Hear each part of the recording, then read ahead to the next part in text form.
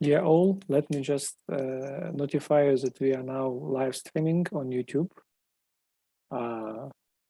So let us wait for several more minutes for all the participants, and we can start.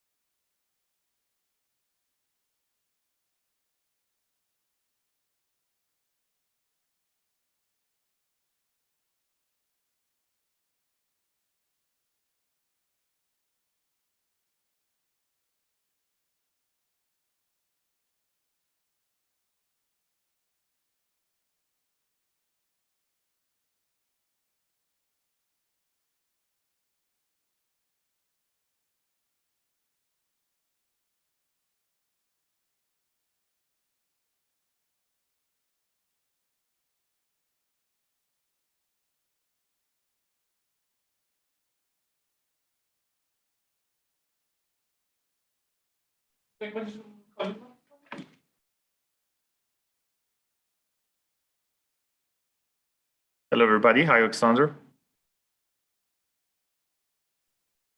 Hello, Wojtek. Let me just, we are already live.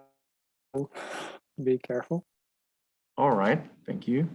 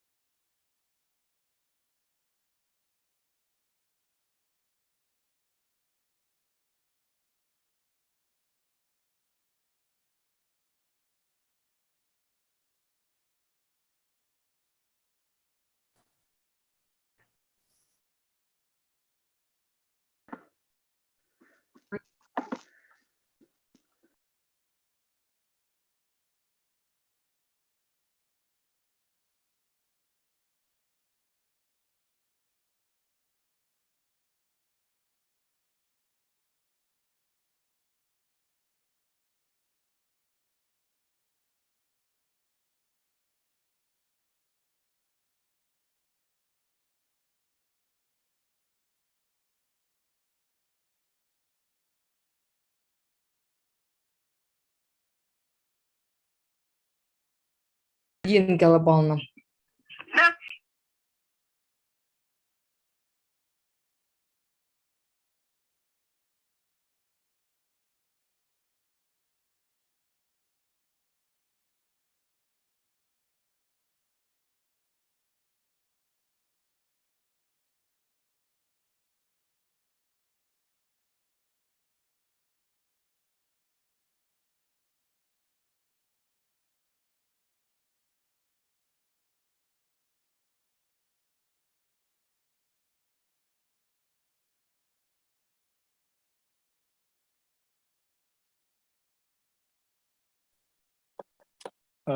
Dear all, my name is Alexander Beresko. I am a moderator of Litteris at Artibus Youth Science Forum in Lviv, Ukraine.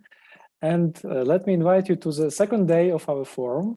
And today we have two parallel sessions, and one of them is the session organized by Eurodoc, the European Council of Doctoral Candidates and Junior Researchers, together with the Open Research Europe project to discuss the project, especially the open peer review process.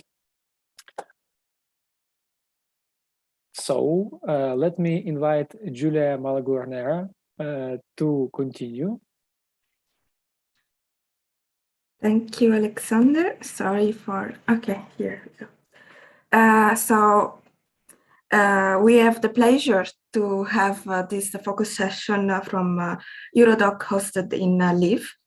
And we thanks a lot Alexander for organizing that, and also Olesia, who is here representing our Ukrainian association. So today we are going to explore what does it mean peer review, and in particular open peer review, and what we are doing inside the project of Open Research Europe, which is a new platform which is started in March this year. And I would like now to leave the floor to Michael Markey, who is the publisher director of F1000. So now, Michael, the stage is yours. Thanks, Julia. Hi, everyone. Yeah, I'm just going to start off a little bit by just talking a little bit about open science, and then moving into open peer review and what that means. And then throughout this workshop, we're going to have a little bit more of an explore about what open peer review means to early career researchers. And then we'll also just show you how the work that Eurodoc and F1000, LIBA and the Global Young Academy are doing on Open Research Europe to try and show people how open peer review works in practice. So we are publishing scientific and articles, but also articles in the humanities and social sciences. And the goal is to demonstrate that open peer review is a fairer, more equitable way of doing the review. So let me just share my screen.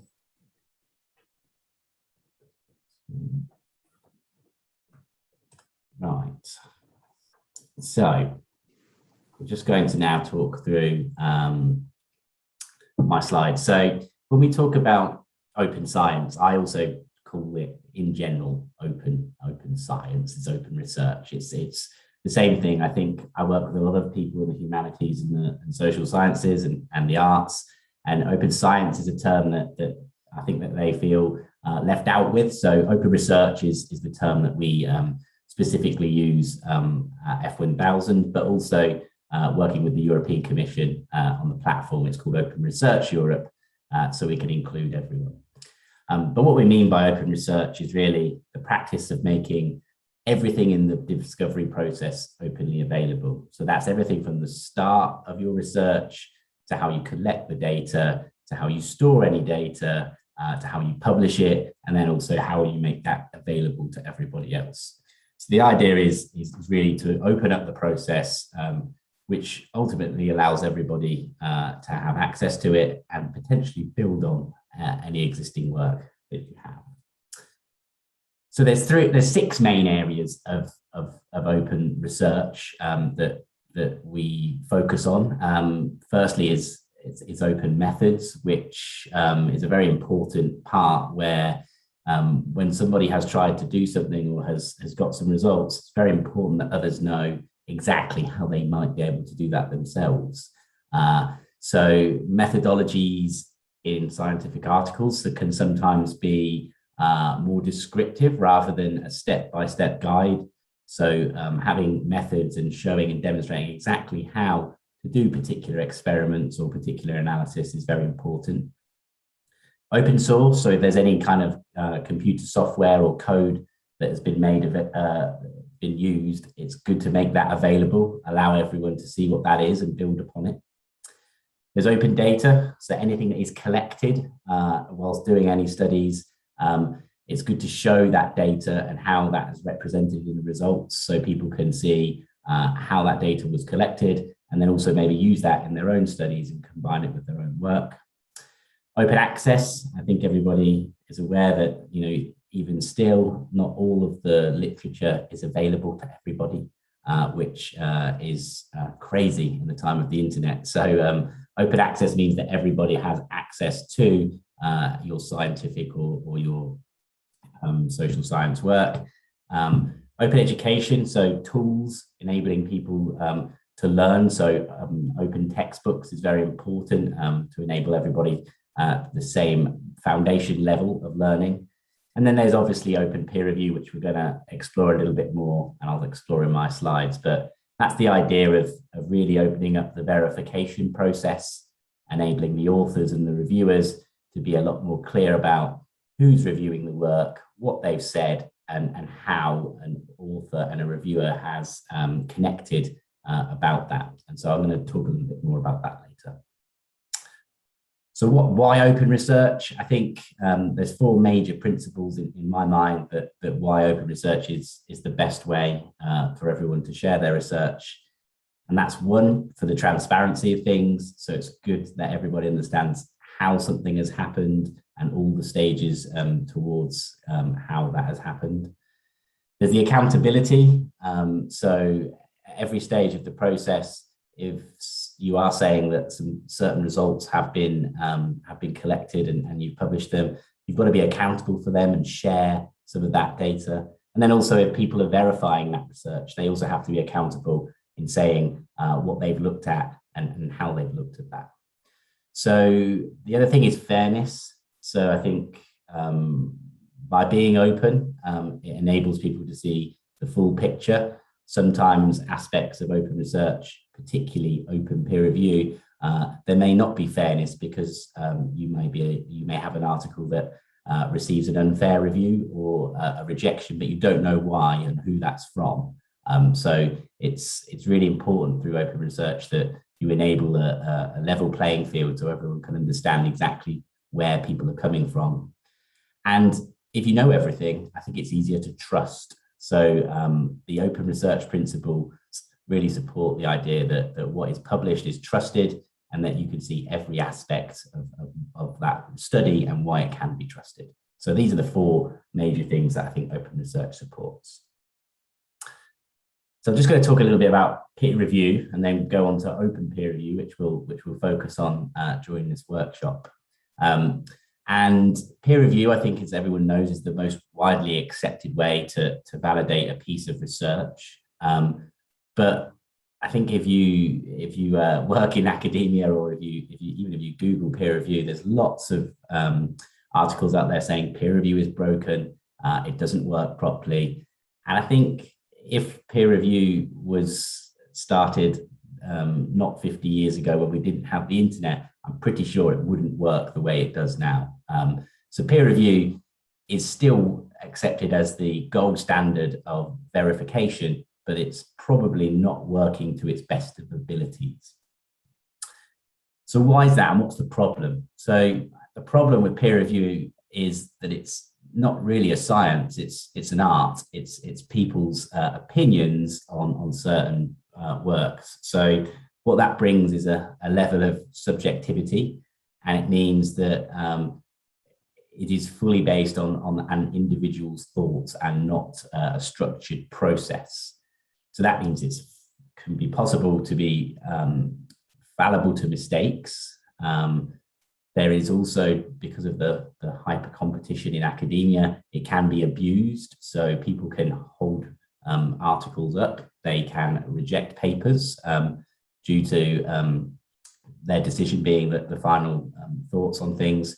And so really, because it's this subjective way of doing things, it's very difficult for us to really trust it if it's not open.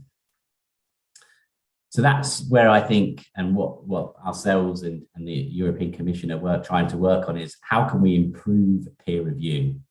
So we are now moving into a new era, I think, of fairer peer review. And I think more and more journals and more publishing platforms are using open peer review.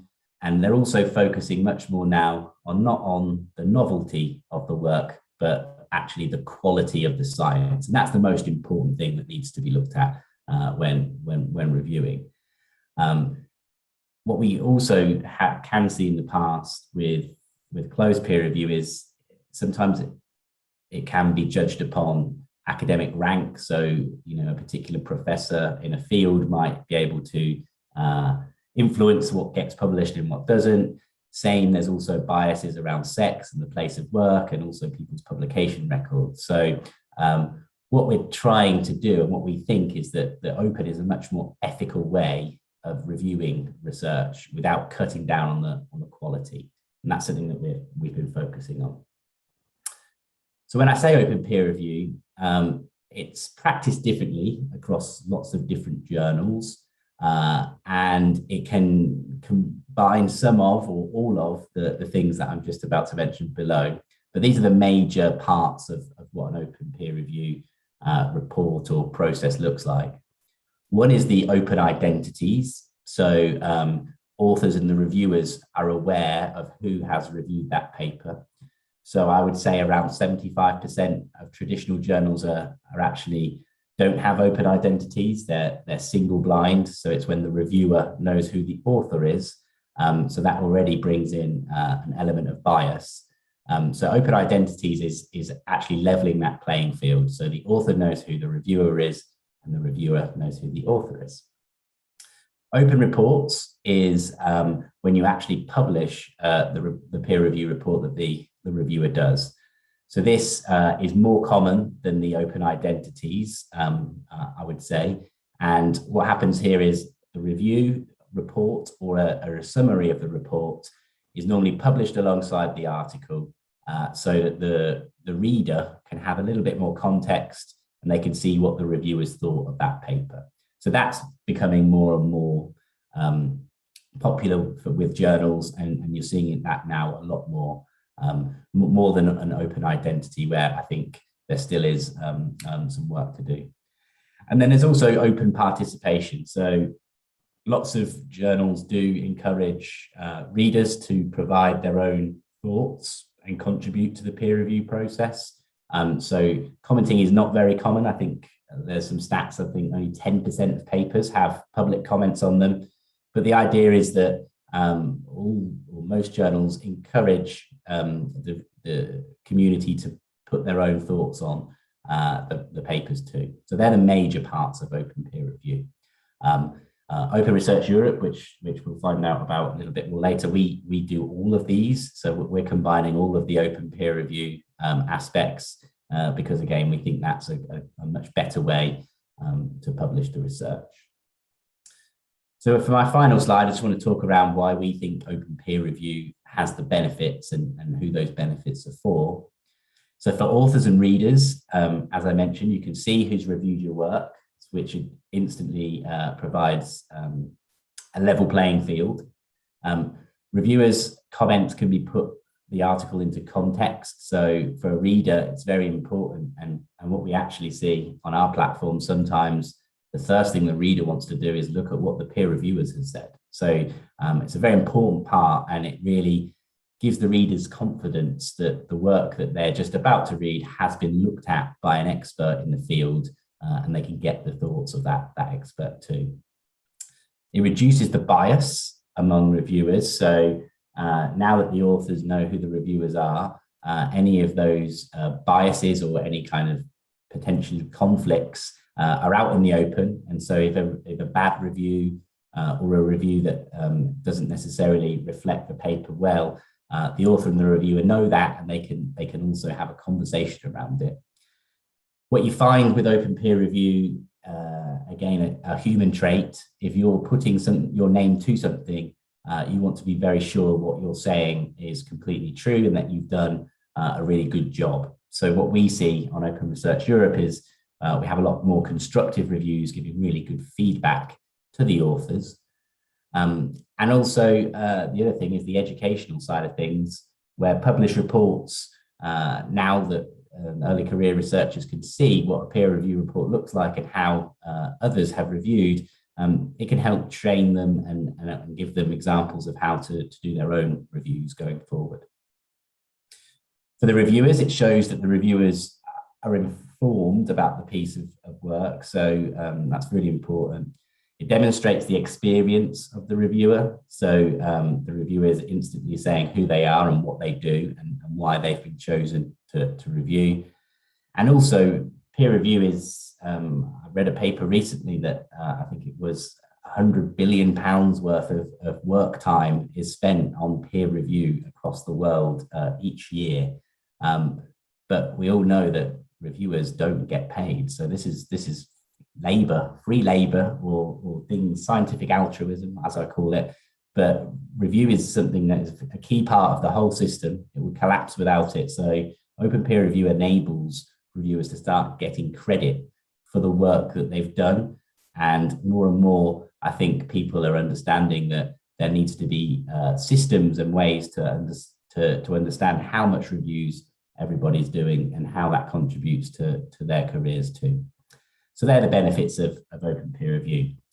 So that's my opening start to where we're at with open research, but open peer review. I'm now going to pass over to Alexander, who's going to talk a little bit around a survey that Eurodoc done. And we asked some questions about peer review and open peer review. And Alexander's going to just talk us through them to give you that insight. Are we doing questions before or after, Alexander? I guess after, but Julia will lead us now. Yeah, thanks for raising your hands. Please type your question in the chat, or we will give you the words just after Alexander. Thank you so much. And if from YouTube you have any questions, please type in the chat. And we will collect them and speak at the end of this session. So now, Alexander, the floor is yours. Many thanks, Julia. And let me just encourage all of those who watch us at YouTube, right, to don't hesitate to ask questions, because the main idea of today's meeting is to actually discuss what we are talking about, right? Okay, so let me just tell you a little bit more about the survey we did in Eurodoc. So a Eurodoc survey on publishing in open science for early career researchers.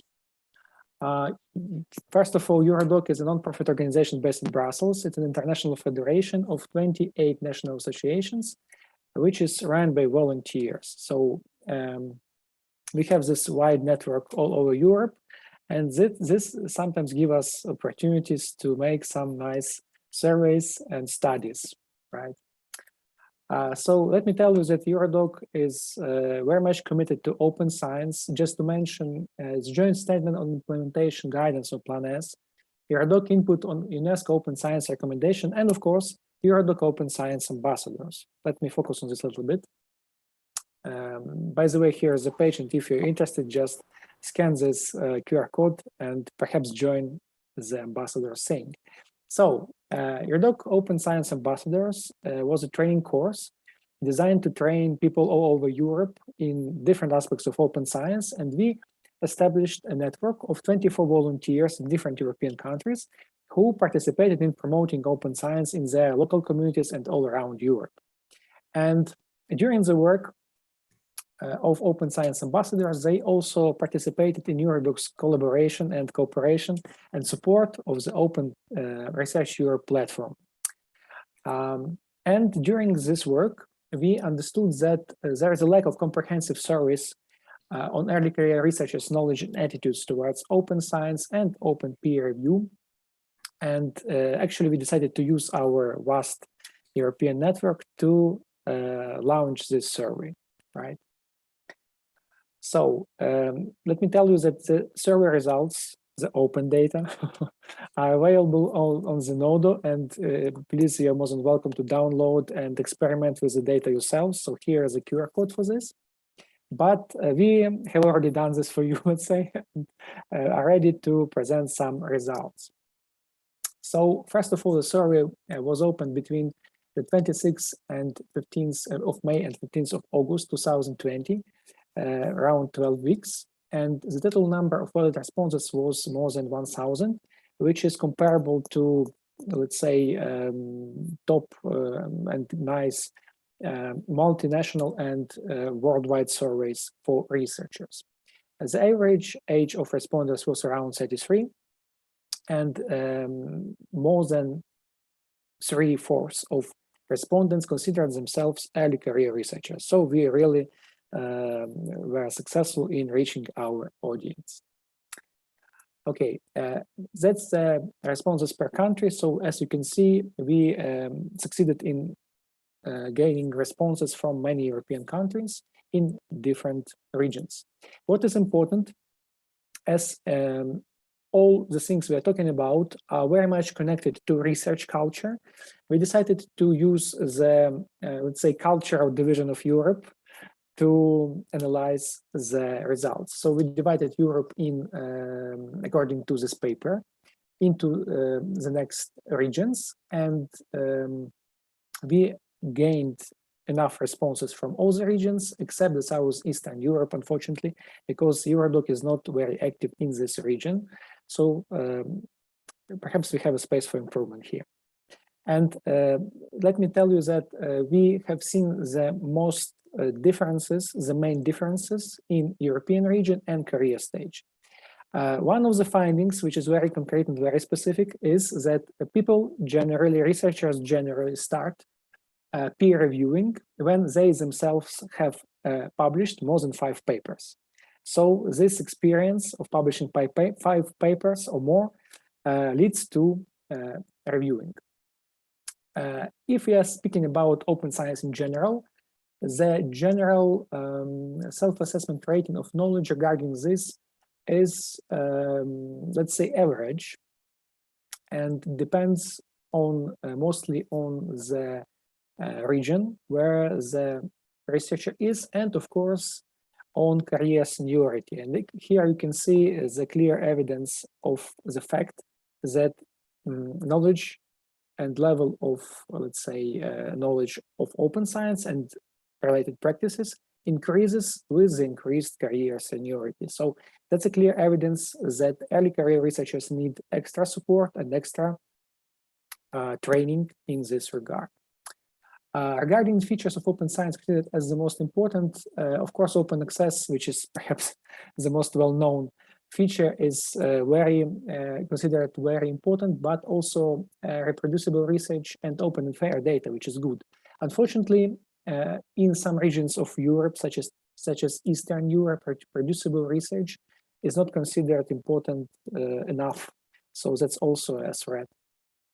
Regarding the career seniority, the situation is not that, let's say, diverse, but still senior researchers tend to consider open peer review most important than junior and middle researchers. Regarding the most important factors where to publish, the most, let's say, interesting and diverse situation happened when we were analyzing the respondents regarding the European region, because as you can see, in different European regions, the focus is completely different.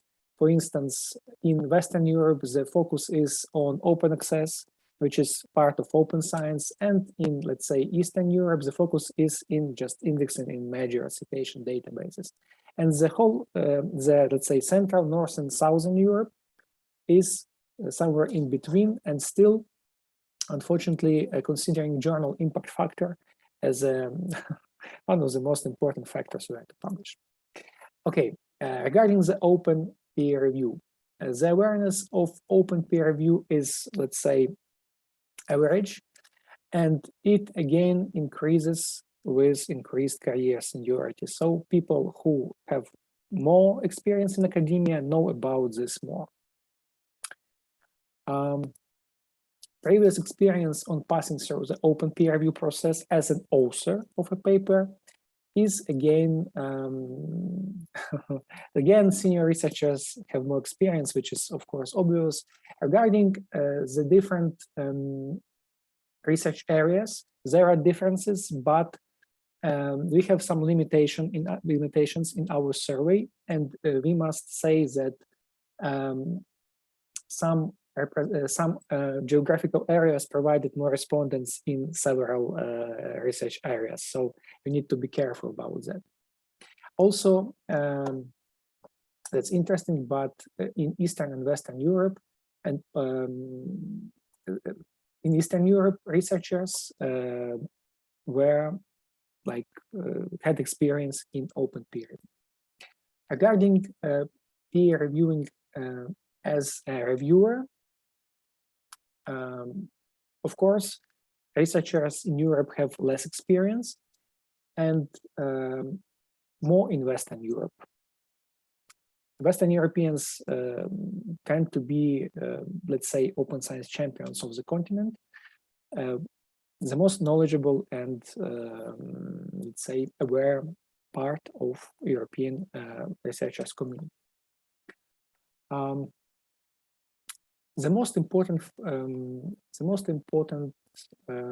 features of open peer review.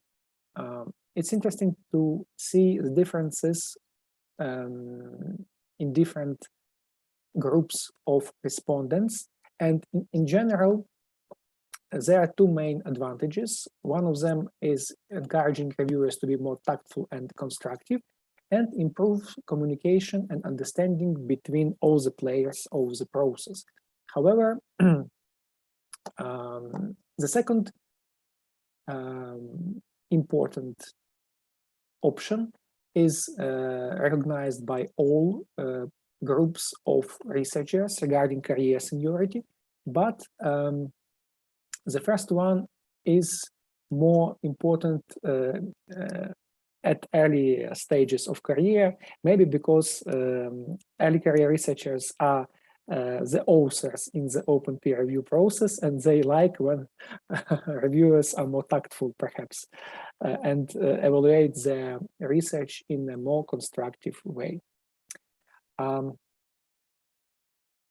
Okay, as I said, we have seen many differences among research areas, but they are closely connected to the areas where respondents came from. So we need to treat this with caution. For Western Europe, objectivity in reviews is also a very important factor, which is not that important to other regions, right? And let me tell you that in general, as I have already said, attitudes towards open science and open peer review are not very much connected to, let's say, countries' wealth. And we analyzed this with two variables. First was GDP per capita, and second one was expenditure on R&D. So it is much more connected to culture, to research culture, and to career seniority. So that are the most two important factors. Also, we tried to gauge respondents' let's say, self-assessment regarding feeling rewarded writing peer reviews. And in general, researchers are not very much rewarded as peer reviewers, and this situation is, let's say, stable all around Europe.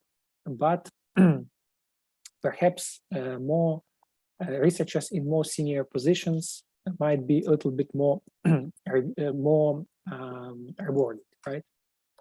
Also, in Northern and Eastern Europe, researchers feel a little bit more rewarded, perhaps due to some, let's say, non-monetary rewards. I would like to also share some results from the Ukrainian survey on open peer review and open science. Perhaps this will also be interesting for our discussion. So we tried to identify the most, let's say, important obstacles for the implementation of open peer review in Ukraine. And there are three main obstacles. So lack of recognition, and that's one of the key points. Inertia of the Ukrainian scientific community, but that's our, let's say, national feature, and lack of OPR technologies and techniques. But I think that Open Research Europe and other platforms alike will provide this functionality. Many thanks for listening, and I really hope that we will have nice discussion, and because we really have many things to discuss, in my point of view. Many thanks. Thank you, Alexander. Okay, so now I will quickly do an icebreaker slide. So I'm posting, I'm just sharing my video. Just a second. Here we go. So please scan the QR code here and enter in this slide. I will also copy. Can you see my screen, right? Yes. Good.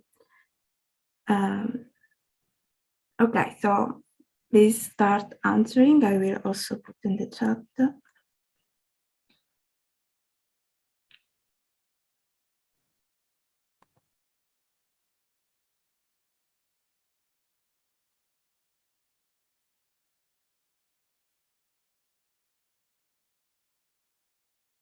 You can also connect to slido.com and use this code here. Okay, so I repeat the questions. Have you or a colleague ever been invited to do open peer review?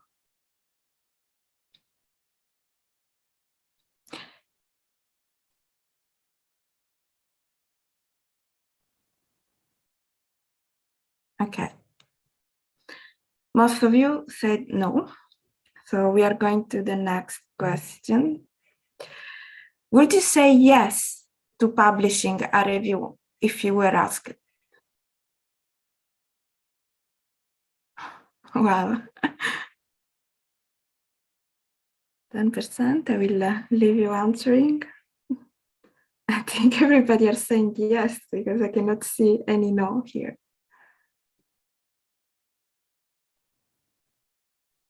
Also for the guys that are looking on this live streaming, you can still scan your QR code and answer to these questions. So please do not hesitate to do it. I'm passing to the next slide. Would you say yes to publishing a review and adding your name if you were asked?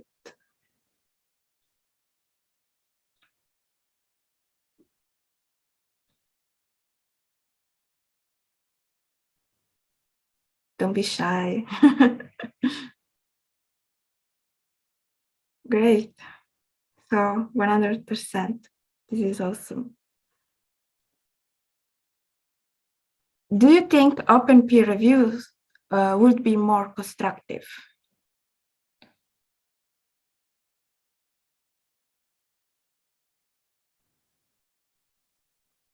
This was almost with no hesitation. Okay. Someone is doubting. Great. I'm leaving you answering. Okay, so there are some doubts. Do you think open peer reviews will be less critical?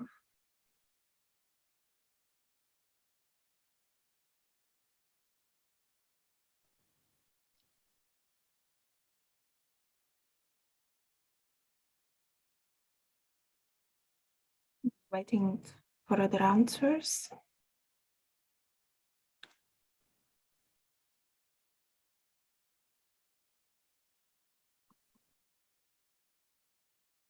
So most of you say that it's less critical. This is interesting.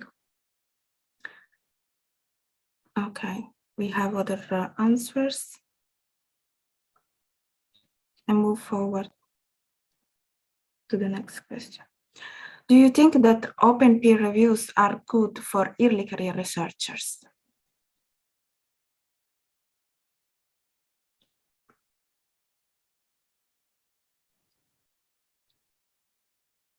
We will elaborate a little bit more in the question and answer session, but please feel free to comment because here every answer are anonymous.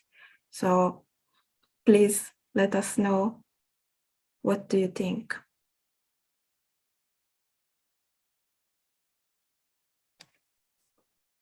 Okay, fine. I think this is all. And now I will take the questions from our audience. So first of all, I would like to ask Yeva, Silena, to ask your questions. Yes, thank you. I have had some experience with Horizon 2020 working as national contact point in Latvia. And what we saw that basically there are some correlation with reviewers' personalities. For example, if you are lucky enough to get your project reviewed by several people, they give you way better reviews than other nationalities. So some are more critical and some are less. And then also there are very strong bias on who seems to be like the correct researcher. Well, usually white, older male seems like the appropriate consortia leader, preferably coming from Max Planck Institute and so on. And instead, there are some, for example, younger female from Latvia, I'd say so, from institute no one has heard of, as it employs like 15 people or so. There are some bias in this. So I was wondering if this transparent system, I actually love the idea of it, but if this transparent system is not giving some disadvantage, like this reviewer seeing this Max Planck or something else and kind of biasing it. Thank you. Yeah, no, thanks for that question. It's a really good question. And I'm sure, well, I know that that does happen all the time. So on Open Research Europe, we try and do things a little bit differently where we ask the authors to suggest who they think have the expertise to review their paper. So we obviously don't just let them choose and then we invite them. We have an internal editorial team who check lots of things, and Kelly's gonna show that a little bit later on. But we have some rules where you can't pick someone from the same country. You have to have someone ideally from a different area of the world, if that's appropriate. And we really push for some diversity within career stages, gender, and everything when we want to look at peer review, because you're right. And the other thing on that is lots of people always pick, or journals will pick the same people. So actually a lot of the research is only reviewed by a small amount of people, and there's lots of early career researchers and postdocs who probably have more experience in doing experiments and understanding how things are working than their PIs. So we encourage, and they're all different types of reviews. And the other thing that I'd like to say is, for early career researchers, what we specifically do is we have a function called the co-review function, which means sometimes early career researchers can feel a little bit like they will be judged by the author if that author is a little more senior than them, to think that, oh, this person doesn't know what they're talking about. I'm a professor from Max Planck, I know much more than them. So what we try to do is enable the co-reviewers, which means an early career researcher can review alongside their PI or their supervisor, and so both people get the credit for the review, and the authors don't put any bias towards them being an early career researcher. So there's lots of ways you could try and do it, but you are right. I think we need to be very careful and ensure that everybody has an equal opportunity to review. Thanks, Michael. There is a question from Eva in the chat that the projects are connected directly with funding. And I would like to ask Eva, what do you think that it's problematic for reviewers to have an open identity? Yeah, thank you. We had a discussion again with our funding agency, because there are differences like this open peer review maybe for the papers and for the projects. So they try to have an open pool of the revivers and also some identities, but found it very difficult for both sides. So they decided to close the pool of revivers, because again, it was about the money, and it was some kind of trash between in the same discipline. But maybe they didn't have these rules that like revivers should be from other countries. But again, if you have, for example, some historical things in your country, then you cannot ask, let's say, people from other, if it's like in your language. So these were the arguments from our funding agency for the project this time, having open peer review.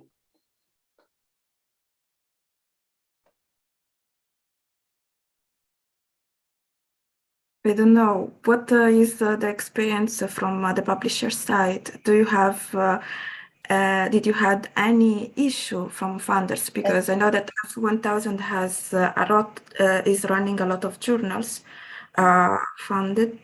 But so I have one question, if I can add on top of it. Also, what is your experience, like these differences between having open peer review for the papers and the projects?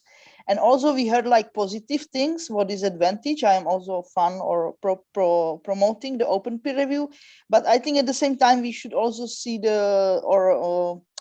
let aware the researcher what could be the potential negatives. So I would like to hear also what are the disadvantage, the most common that you heard that people are afraid.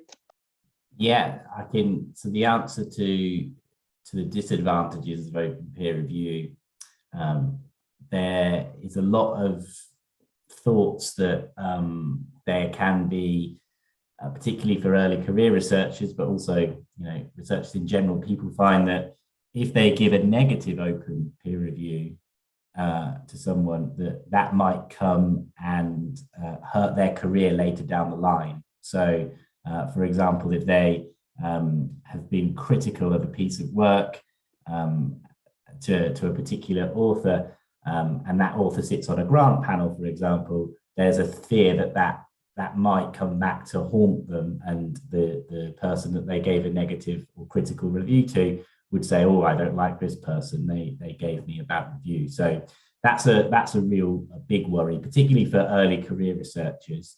The other thing that we hear quite a lot about the negatives of open peer review, and it was one of the questions that Julia asked, is I think people are too nice. So because you're putting your name to it, you don't necessarily want to be so critical because you are worried that this might come to affect you later on. And so we have heard that there are people who think, yes, the review is constructive, but they're not being critical enough. Well, for me, I think that's not necessarily true, because I think you wouldn't be less critical if you put your name to it. But it is talked about that the reviewing for an open peer review is a little, let's say, easier on the author. Actually, this is one of my problems, because sometimes I feel that when I suggest the reviewer at the end is very nice, because maybe we know each other or we met in our scientific area. So sometimes I feel that I don't have enough improvement for my paper. Sometimes I believe that if someone is critical and structured, I don't mean that a reviewer has to be mean, as we see in a lot of memes around the internet, but sometimes the paper is changing a lot. And it's nice that with the process that we have in Open Research Europe, for instance, we can see all the evolution of the paper. And I think this is amazing, because we can really see how much a paper, an article is living, is improving. We can think about other stuff. We can also make another judgment at the end of the articles. So I think this is important to be seen in the open science community, how we can develop and how we can contribute in open science. So now I will ask Daria to ask your question. Thank you very much for the floor. I hope you can hear me well. I represent the Ministry of Education and Science of Ukraine, and before my question, I would like to thank Mr. Markey for your time and contribution. That was very interesting and relevant, because now in Ukraine, the ministry within the stakeholders is elaborating the draft of the National Action Plan on Open Science in Ukraine. And one of the key objectives of this draft is to facilitate the development of open review practices in Ukraine. And so my question will be kind of broad. In your opinion, what are the effective mechanisms of promoting or encouraging researchers to make not blind but open peer review, as the recent surveys and studies in Ukraine shows that there is quite low speed response to open peer review in Ukraine, and lack of motivation and maybe incentives. So maybe there are best practices from other countries. Thank you very much. Yeah, no, thanks for your question, Daria. So I think my first point on peer review is nobody ever gets taught how to peer review. I remember when peer reviews used to come my way and they're like, review it. And I was like, is there a standard way of doing that? Is there something I tackle first? How do you do that?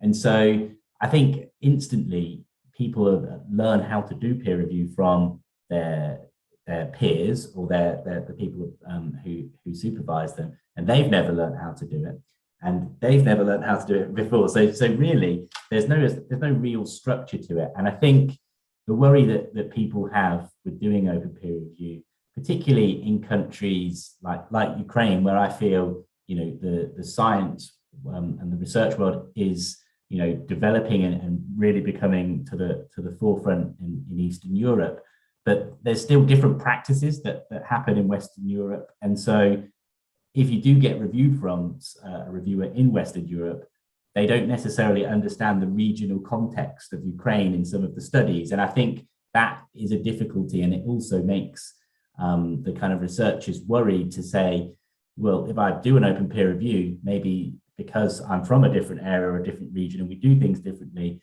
that might not be accepted. So I think there's a first, I think more and more people are moving to peer review, more journals are doing it.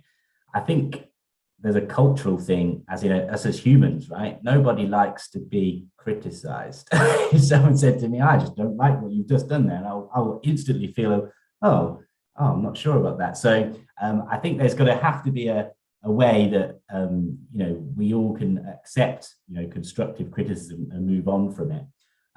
I also think that the way that to really start getting people involved is to demonstrate and show people examples of it working well. And hopefully, when we get into the second half of this workshop, I'm going to show some case studies of how it works. And at the moment, peer review is not necessarily what is the quality of this work and how has it been done. It's actually, is this good enough for my journal? And that's the wrong thing in peer review. Peer review should be about how good is this piece of research and how has that person got the data, how have they shared the data, can people use that data? It's not, is this a really cool project that I can put into my journal? So I think peer review needs to maybe also be, and so something that we're trying to do at Open Research Europe, is decouple it from the novelty or this is shiny and brilliant. It's more, this is a quality piece of research and it's been done well. So that's where I think we need to kind of get the change. And more, I think preprints are being published more. I think people are sharing their research. I think there will be more technical review happening. And I do believe that journals have a place to curate. I think it's, you do want to know what the most exciting research in a topic area is, but I don't think the peer reviewers should be choosing that. I think that should be chosen once something is published and it's been verified technically to say that that project's been done. So that was a long answer to your question, but I think education is key, and I also think we need to just do a little bit more work on people understanding that a review doesn't necessarily mean you're wrong. It's an improvement. We're trying to improve the work, and I think that's something that we need to work on as well. Thank you very much for your answer. Thank you for your question. Okay, there was a direct comment on what I said before from Udo. If you would like to take the floor. But I have also just one comment that in my personal experience, it's true that I had answered from the journal that my paper was not good for the journal because it was not matching the aim of the journal. So having this kind of open platform is, I think it's a great opportunity, because sometimes it's very stressful to understand what kind of aims has the journal. And regarding what I said before, the first time that I spoke with Michael Markey, it was 1 year ago, I was thinking exactly as Udo is thinking now. So it's amazing to have again this discussion. So Udo, the floor is yours if you would like to say something about your comment. Oh, thank you. Sorry, everybody, for not turning my camera on for now. But just I want to just address that issue that probably we could have a different perspective or a different way of making the process of this revealing the identities, and that might be an issue for discussion, right? So there's a couple ways or a couple scenarios or proposals how to deal with the process, and perhaps thanks to that we could obtain different pros and cons or different impact on the issues that we already have discussed, right? So this bias we discussed, or just raise the doubts about it. So that was the aim of my comments. I'm not a strong advocate of this or that solution. I see that particular practical or implementation development solution might have impact also on the biases or the results of the process. Yeah. So this is what I just want to say about it. Thanks.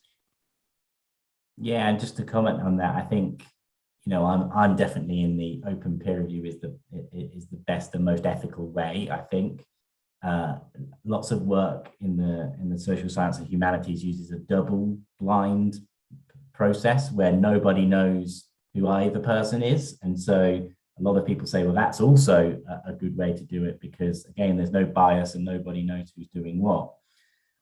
However, you know, I have seen in those instances, when you're reviewing a paper and looking at the references, you can pretty much guess who is the author from the references, and then you instantly get back into that asymmetric kind of bias. So I think for me, and I do think it would be a really good exercise to draw out all the pros and cons, but I think if you're being completely open, you're going out there and saying, this is who I am, this is what I'm going to do, and this is what I'm going to say. But I don't think it's, you know, I'm not saying that open peer review is 100% perfect, because I don't think it is. I think it is a more open and ethical way of doing things. So yeah, I don't think there is a perfect way to do it, is there?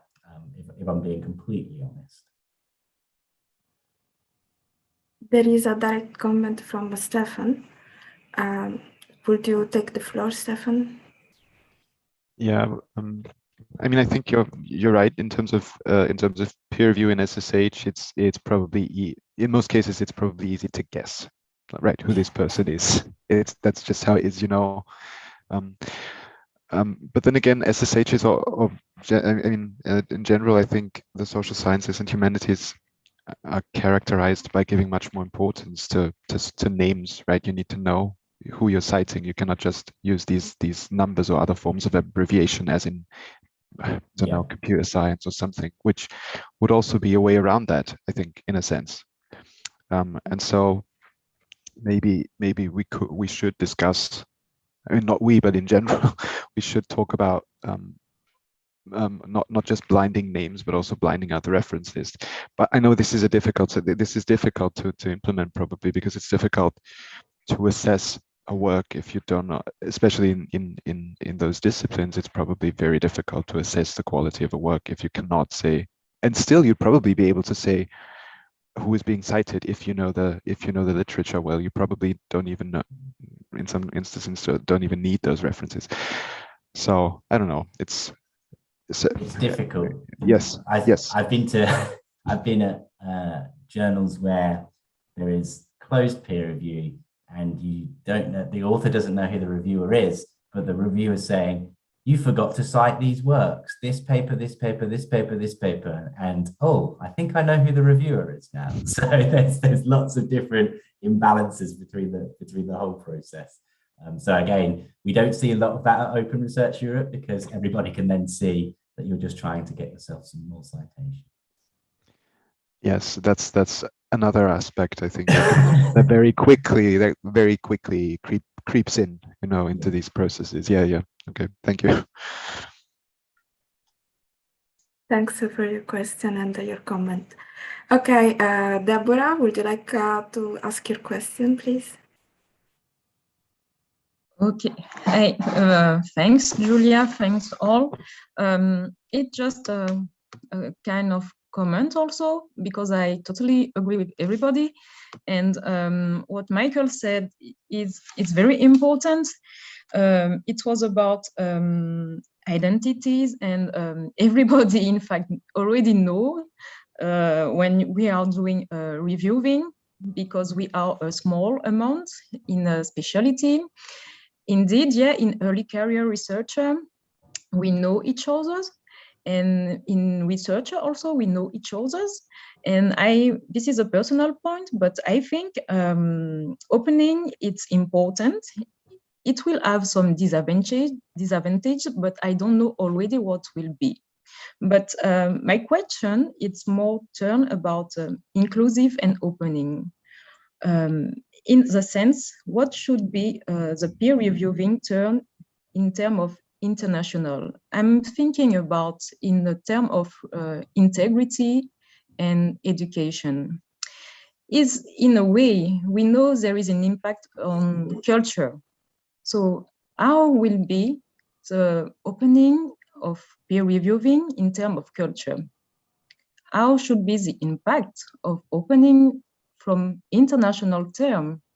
Because I've got in my head a song, it's a reggae song, saying education is a key for better men. I don't know who sings this one, but I've got it. But you're completely right that there is a bias towards different parts of the globe, and I think that there is, knowledge that's needed from all different aspects of different countries to get the best reviews, and particularly if it's a study based on a kind of local knowledge. You want someone who has that local knowledge, but then you also want someone with a global perspective. The problem is the peer review pool in a traditional journal, and a journal will have its editors, and they will have their networks who they ask to review papers. Now, these are always biased towards whoever the editors are. And as we said at the start, the editors are normally people from the Western countries who have always worked in those journals.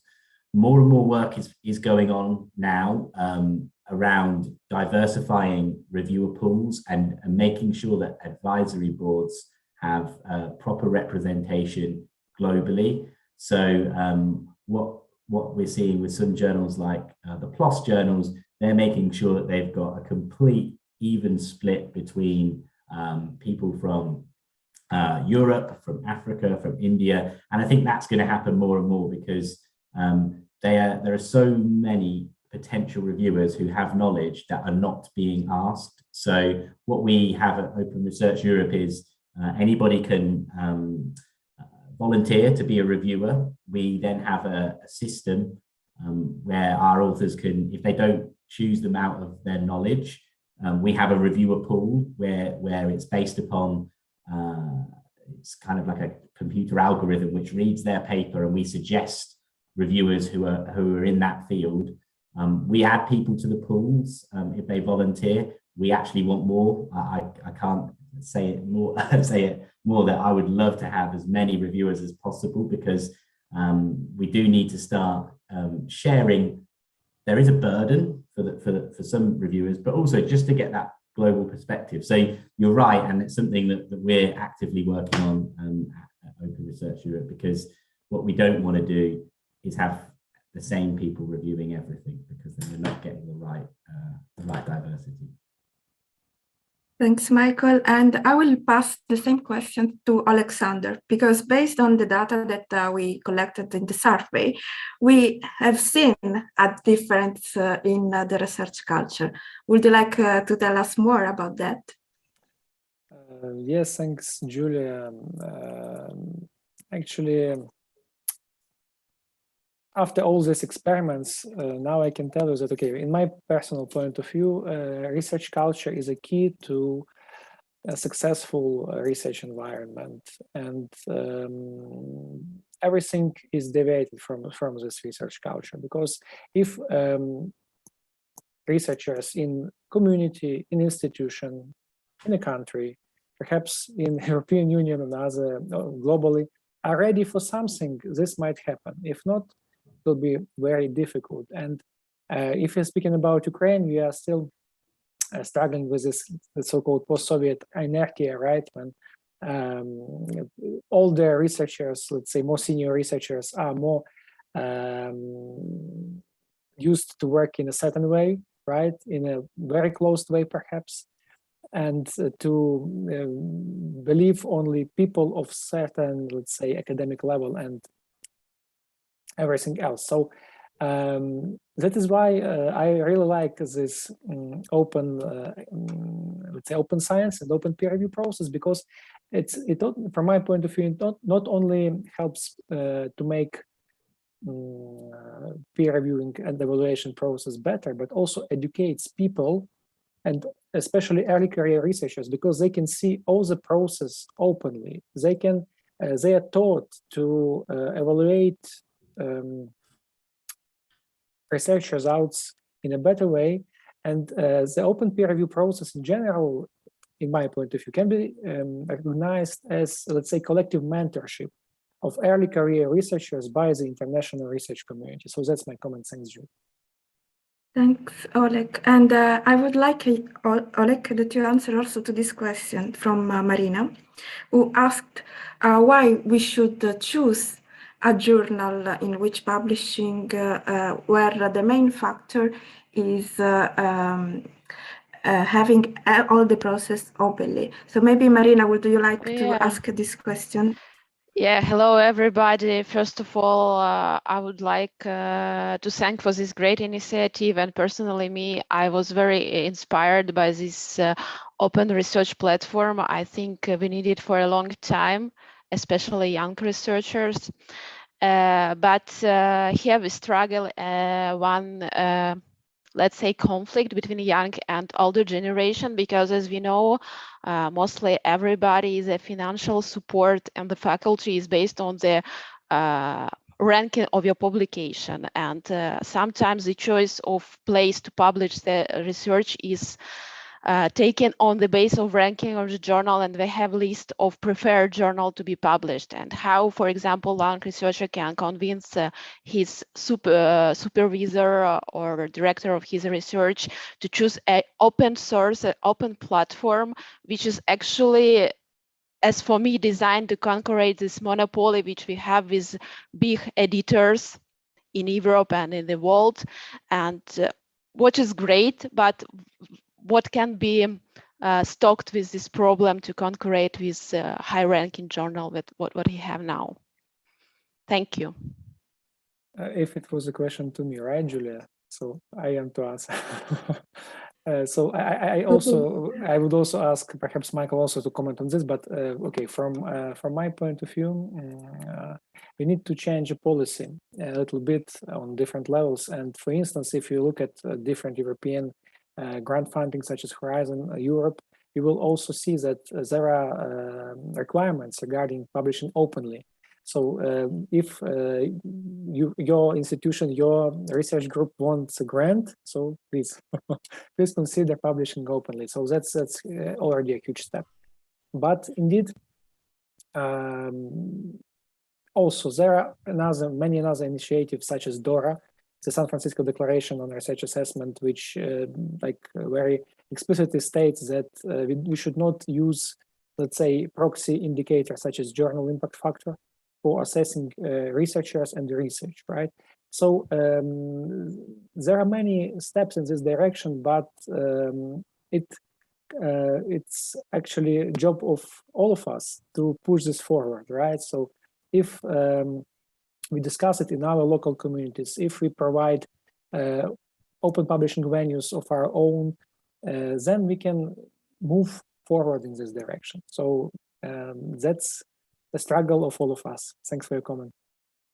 Just a little back comment on your comment about the Horizon project. Actually, we are participating some Horizon project, and when I decided to participate in this session, I covered for myself this open research portal platform, and to my colleagues which are also participating in Horizon project, I suppose maybe we will publish our materials in this platform, and they say, oh, it will be a pity, it's a good material, let's publish it in a good rating journal, it would be better. This is like case study from the real life, and how can we fight this real case? Yeah, Michael, can I answer as an author? You can answer. Yeah, you've done it before, so yeah, please do. Okay, I have an experience in the past that I was writing a review paper, and with my professor, it was one of my first. One of my professors said, "Okay, we will publish in any kind of journal." These articles now has more than almost 400 citations, and the journal increased in a few years. About the impact factor is now one of the most ranking journals in that field. So the quality of your your materials will also make a difference in the journal or whatever you are publishing. Because here in Open Science, what we are trying to do, trying to let other researchers understand is that the quality of the material is not depending on the journal. It's depending on what you are writing, how you are writing, what are you doing. So we believe, at least me as an author, when I write the article for Open Research Europe, I decide to send one of the articles that cost me at least 2 years of research. And I decided to do that because I believe that this journal will increase the popularity and the quality, because I believe that everybody that has a grant in Horizon is doing something that is bootstrapping. We are trying to make a change thanks to this big funding that we are having. And we should make a return to the investments for the funders that helped us in this process, because maybe no one was giving funds for that crazy idea that we had. And someone is believing in us. We needed to show that. And if everything is transparent and it's visible, I think we are making a big change, and your article will be great anywhere you will publish. So, Michael, sorry.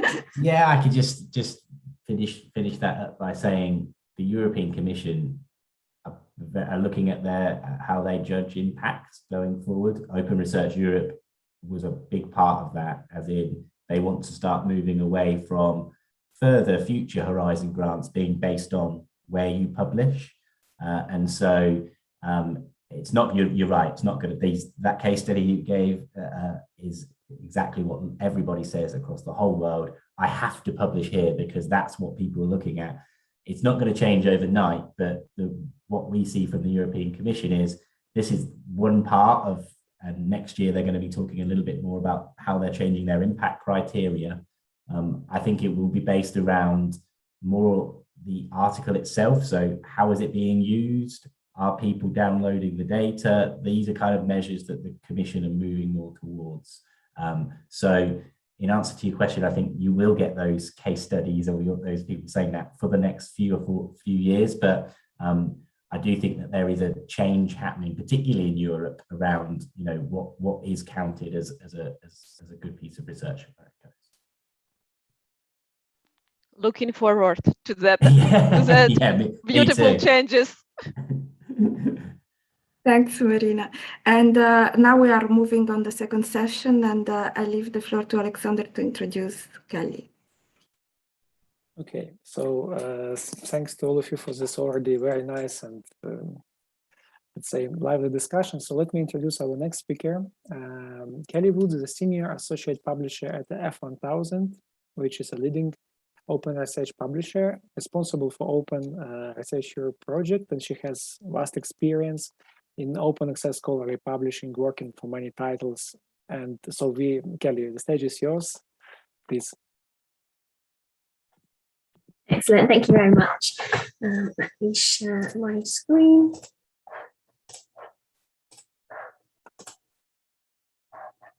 Perfect. Okay, so I'm just going to give you a little bit of an introduction into Open Research Europe and where it sort of came from, how it came to be, and an overview of our post-publication peer review policies. And then I'll leave Michael to go into a little bit more detail with some case studies on how the open peer review actually works in practice. So Open Research Europe launched in March of this year by F1000 in collaboration with the European Commission after a public procurement process. So the platform aims to offer beneficiaries of Horizon 2020 and going forwards now Horizon Europe as well, an easy, high quality venue to publish their research at no cost and also in full compliance with the Commission's open access policies. So the European Commission decided they wanted to launch a publishing venue for their beneficiaries. So they opened a call for tender, which F1000 won in March of 2020, and signed a 4-year contract.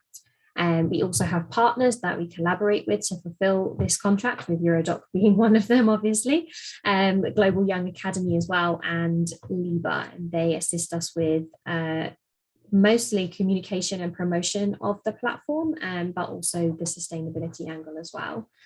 And we're also partnered up with OpenAir to help with syndication and further communication and promotion of the platform.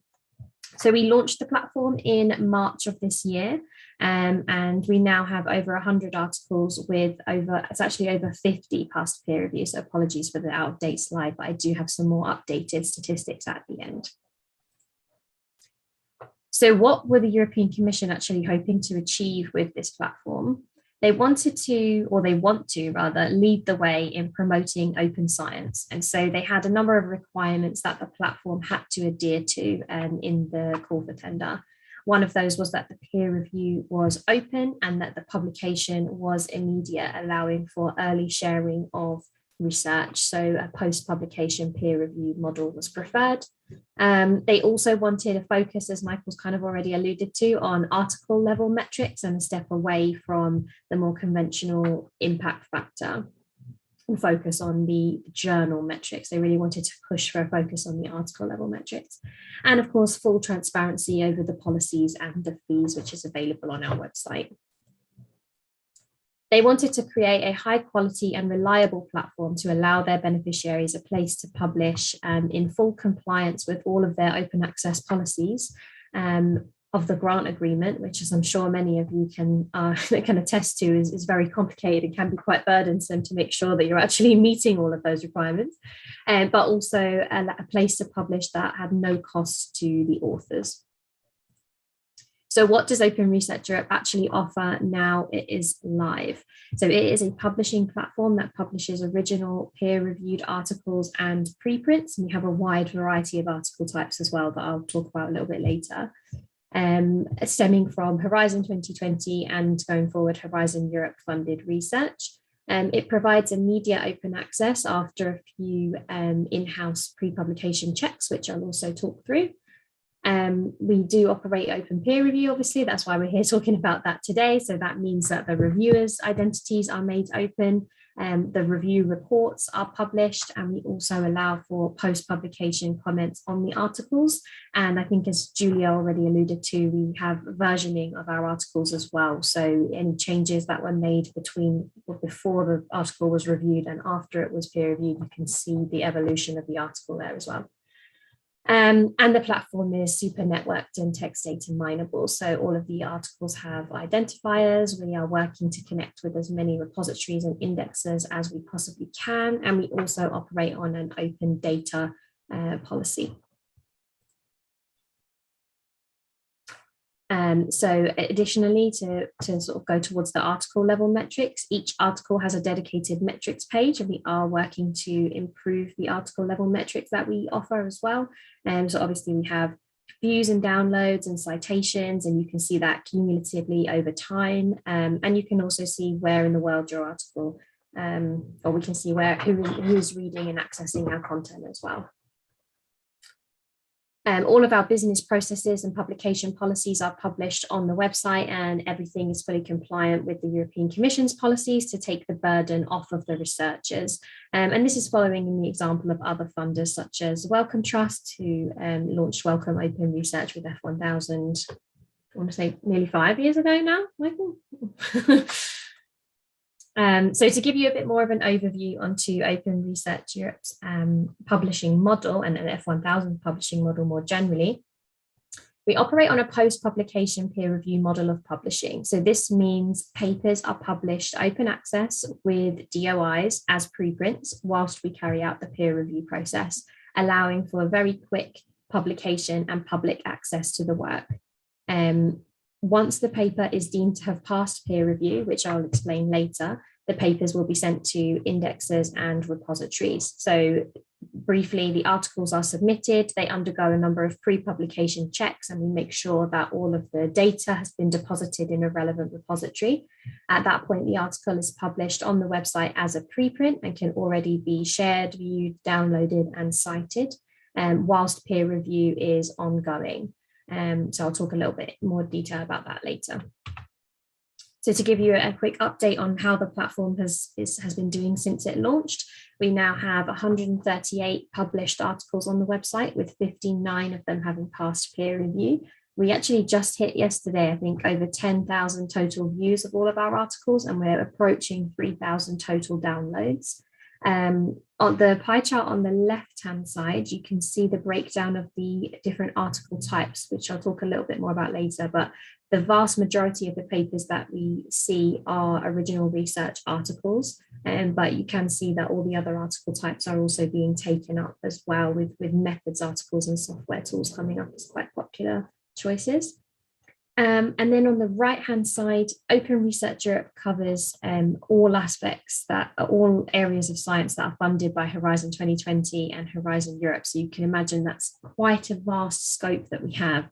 So to give you an idea of how the current publications we have are split in those different subject areas, you can see the pie chart on the right. So somewhat surprisingly to us, it's been very successful in the social sciences, with engineering and technology coming in second. And clearly we have a lot more work to do in agriculture and vet to encourage them to publish on the platform. We're kind of lagging in that area a little bit, but we have now received publications from all areas of the research funded by the European Commission. So we're pleased about that.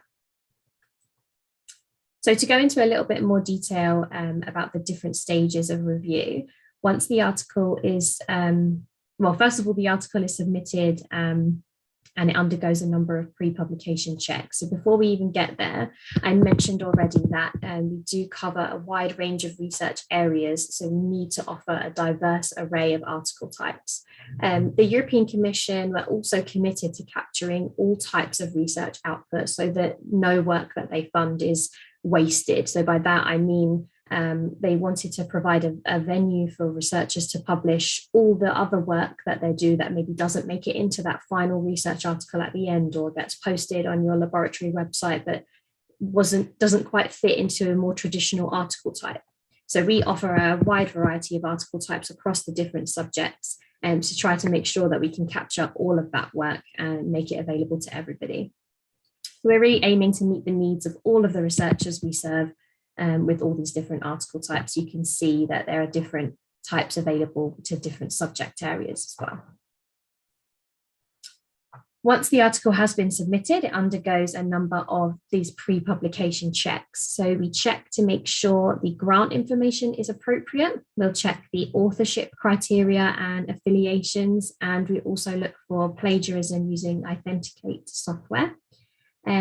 Obviously, we're going to check that any underlying data has been made available in line with our open data policies, which we do operate on a principle of as open as possible, but as closed as necessary. We'll make sure that appropriate ethics and consent statements are present, that the article type selected is correct and those guidelines have been followed. And we'll also check that the methods are detailed and reproducible, as well as doing a light copy edit of the article as well.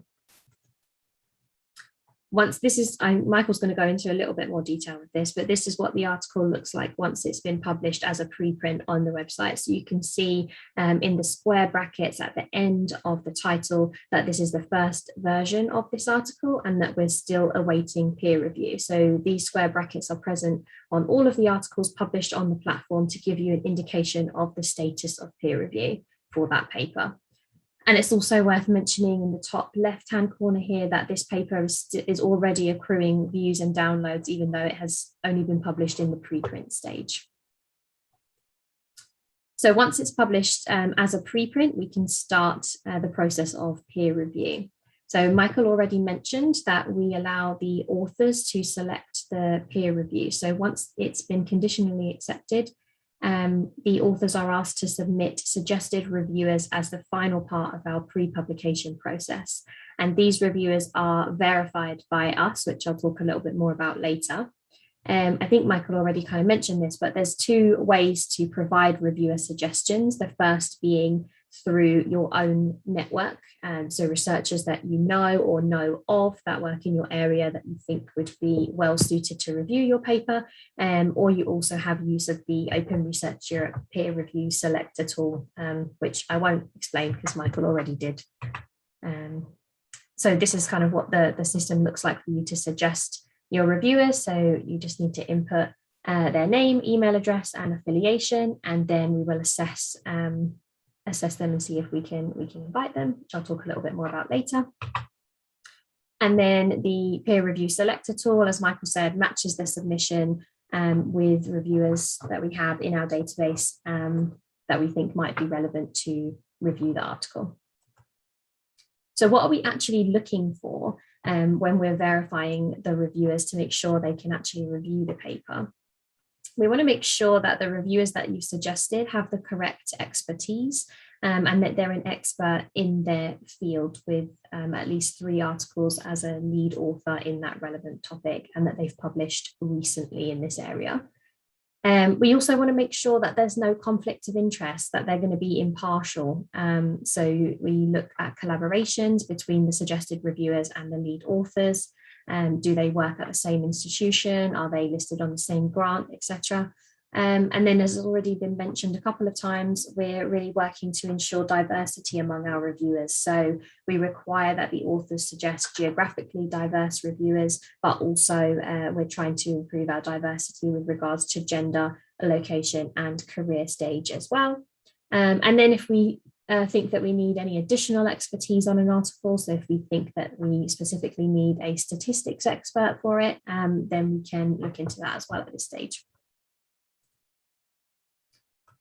So once we've verified the reviewer's suitability, the editorial team will let the author know if we need additional reviewer suggestions, and we can work with authors in specific cases where the general rules that I've just gone over may not be appropriate, such as in very niche fields where it's difficult to find people that you haven't collaborated with before.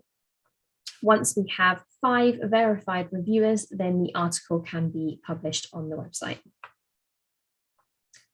So once it's published, the editorial team will invite the verified reviewers, and hopefully they will submit their accepts to review the paper, and they will submit their review in a timely way. Once they have submitted their review, our editorial team will check that the review is thorough and that all of the peer review questions that we ask have been answered. We check the reports for tone and language and make sure that the reviewers have selected the right status.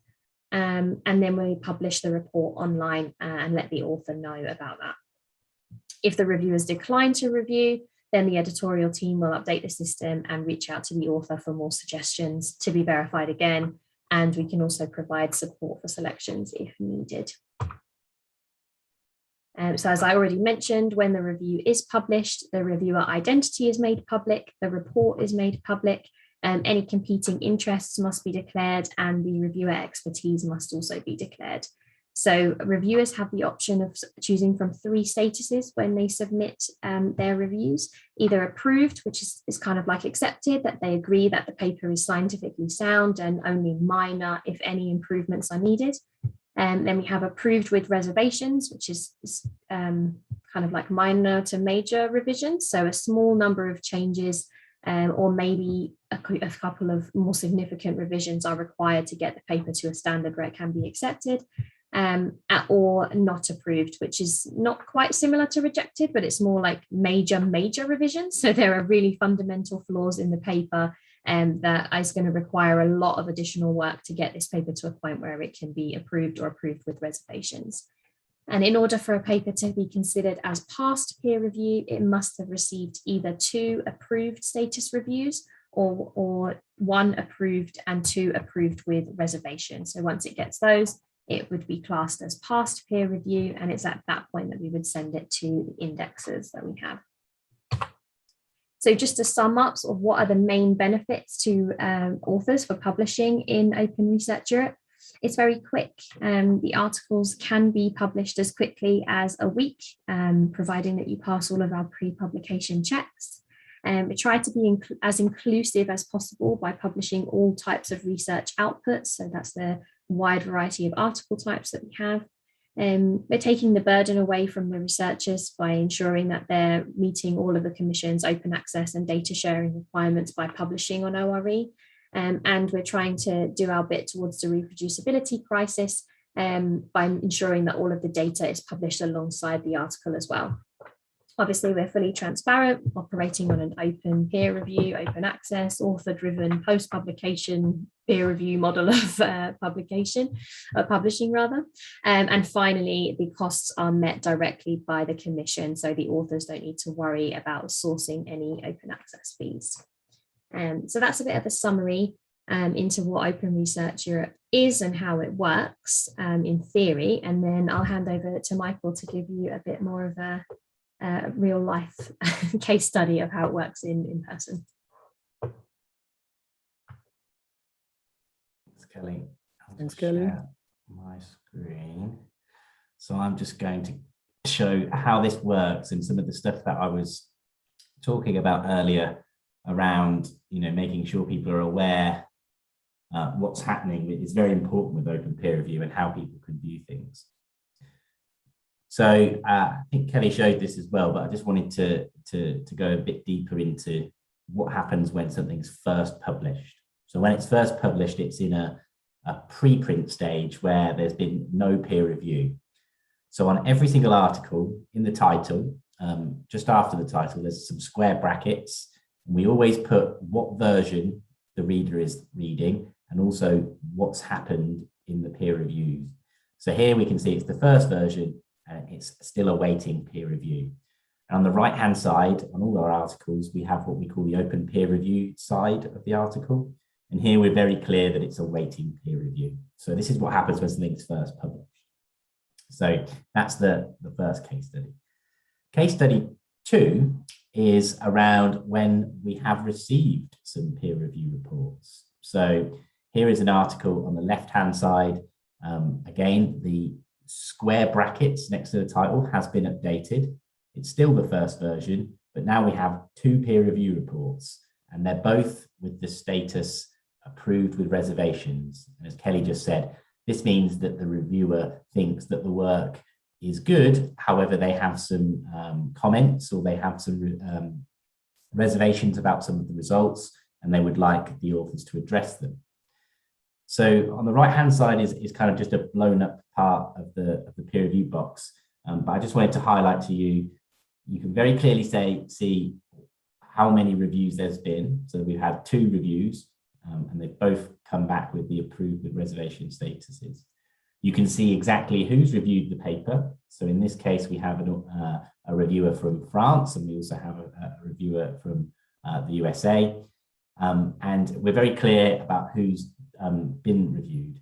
And if you click on one of the links that say read, what will then happen is you will get to see the full reviewer report of that specific reviewer that you clicked on. So here we're looking at the reviewer report of the reviewer from the USA, and you can see that they've given a full kind of summary, and they've given general comments, and they've got lots of comments and questions. So this is a constructive review that the reader can see and what the author sees as well.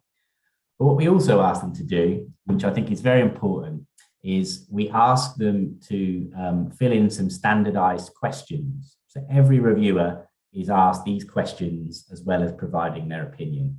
So we ask them, is the work clearly presented, and does it cite the current literature? We ask them, is the study design appropriate? We ask them if there's sufficient details in the methods of analysis. We ask, if applicable, if the statistical analysis has been done correctly. We ask if all the data is available so that everyone can reproduce it. And then we ask, are the conclusions drawn adequately? So in this review, in this particular review, I don't think that the reviewer felt that the conclusions were drawn adequately. And finally, the other thing that we ask the reviewer to declare, and what we publish on the article itself, is, do you have any competing interests? So this is the time where we ask the author, you can say if you have worked with the author before, or you have collaborated in some way. So we make it clear, and we make them state their competing interests. We also ask them to give them their reviewer expertise. So as a reader, I'd like to know, okay, this review looks great, but what's the expertise of the reviewer? So all the reviewers are asked to give their expertise, and here they've noted the exact expertise that they have. And then we also finally get them to confirm that they have read the submission and that they believe they have the appropriate level of expertise to review this paper. So what we're trying to do here is just make sure that we've got the right person. That person has looked at everything that we would like them to do in order to ensure quality, and also for them to declare everything about themselves so it's completely open and transparent. So there's lots of things that the reader can see during this open peer review to make them feel happy that the reviewer has the right expertise, but also to understand, you know, where their expertise is and why they've given such a report. So my final case study is something that has got a second version. So as Kelly and Julie have both mentioned, we aren't a static publication platform. We encourage people to improve upon the work that the reviewers have suggested. So again, we can look in the square title. We can see that we've got a version 2 this time. And again, it's now got 2 approves. And if we look at the peer review box, those question marks that we've seen in the first case study, they have now changed to approves. So what's happened here is the author has taken on board the reviews that they've got from the reviewer, and they've changed their articles to reflect those thoughts. So let me show you how that works. So again, you can click on the read button and you can get the reviewer report. And here you can also see at the top how many times people have viewed that review. And this has 70 views, which is quite a lot of views for a report. And what's happened here is the reviewer has given his thoughts and the author has then had the opportunity to respond to the reviewer. And what we've now started to create, which you don't get at a traditional journal, is a dialogue between the author and the reviewer. So what's happening here is the author is being very constructive. They aren't saying that this work isn't good enough for a journal. They're saying, these are all the things that I think you should do to improve this paper. The author's come back and said, thank you very much, reviewer. I really appreciate that. And he's also talked about some of the research to answer to the reviewer too. So we're starting to create a dialogue, which is really important. And then what happened is that author changed his article based on some of the thoughts of the reviewer. And then what happens is the reviewer can then change their status in the next version. And as you can see on this piece of paper here, they've said, we have no further comments. The revised version, the author has improved everything that we've asked, and we're happy to say that we are now approving this paper. So that then gets published. And again, the readers can see that on the latest version. And then what we also do is put information on the version 2 that these are the things that have changed from version 1, little summary. And if you want to see more detailed responses from the reviewers, you can click here. So as a reader, you come to the page and you think, oh, this has got 2 versions. I wonder what's happened in the previous versions. You can go back and see everything that's happened. So they're the case studies of how it works and how we try to be as open as possible. And we try and put as much information in the world as possible so that both the authors, the reviewers, and the readers of papers can trust the open peer review process. So that's the end of my slides as well. So I'm just going to stop that. Many thanks, Michael. And actually, there is a comment from, I guess, Yeva in the chat. So these standardized reviewer questions are also a great guide for eager career researchers to reflect on their own paper. Exactly, because everything is open and we can actually learn from other people's example.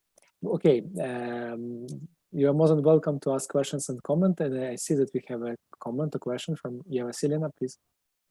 Yes, thank you. I absolutely love the transparency system. I love the speed. You know, in a way, getting preprint, it's like a miracle in our system. And when Oleg was presenting our results, I think they're kind of putting speed in so low value for speed is just because they know the environment. Where we kind of wait for 3 months to get a no, then 3 months for getting another no, and kind of get published after years.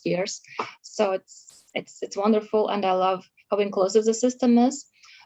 what kind of puts me a bit on offense is that it's just for people from Horizon 2020 or Horizon Europe, because of course from one side, as people from outside could get this as quality seal, like if you got an Horizon project, of course you are like top level scientist, and of course I could kind of watch your work and so on, but should not be open for general public, because I would hate for this wonderful system to be lost in translation, like just like for results of those big research programs. Because I really could see this solution to our paywall systems and so on.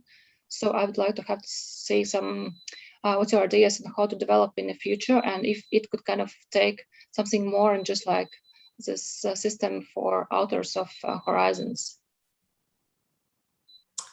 Well, I could start with that, and I could talk about, so Open Research Europe is based solely on F1000 Research, which is our publishing platform, which is open to the whole world, and not just those that has Horizon funding. The reason we are working and the Commission is working with F1000 to do this is, and I'm saying this working at F1000, working with the Commission helps to build awareness of this type of publishing. So yes, it is only restricted to Horizon 2020 and Horizon Europe fundees, but a lot of the work that we're doing in the project with the Commission and also with Eurodoc is we want to try and open this up to the rest of Europe. So the first, how would I say, tender. So the European Commission put out a tender to build this platform, but going forward, and part of that tender was to think about how do we allow other national infrastructures to join Open Research Europe. And that's something that we're just starting to think about and work on now. Technically, it might be a little bit difficult, but the idea is, and what the European Commission would quite like, is to have a platform for Europe and not just for the research that it funds. So I fully understand at the moment, yes, this is a bit like, oh, but it's only for people with that funding. We had to start somewhere, but the intention is definitely to try and open this up. And yeah, it's exciting because we've already talked to a lot of European member states who are very interested in joining, because they think it's also a really good way to do it. So these things, Rome wasn't built in a day, I think they say. So we're going to try hard to move as quickly as possible. But the intention is definitely to make this open for everybody. Many thanks, Michael. And indeed, we need to start somewhere, right? And the main thing is direction where we are moving. So, okay, Yeva, please, your comment or question. Yeah, I have one comment. I also really like that the authors and as well the revivers has assigned the ORCID ID, because in this way you can click, you can see their work, you can check it what they did. So this is very what I like, and this is what I would like to say also before. This is connected, let's say, within the Czech Republic, and this is similar issue as my colleague said before for Slovakia, that here is this high-ranking journals. This is very important for the funding, and one of the arguments are that if you have in the high-quality journals is the proof of quality. And this is why, because in the past happened that due to the funding, they said, let's say the institution received the money based on the number of publications. So some researchers started to publish a lot of papers with very low quality, let's say. And now here everyone is afraid about the low quality and predatory journals. And I think this is very good tool, like having open peer review and open peer reports, because this is the transparent way, and you can see. And it's again this predatory practice, let's say, and it's really helpful in this way.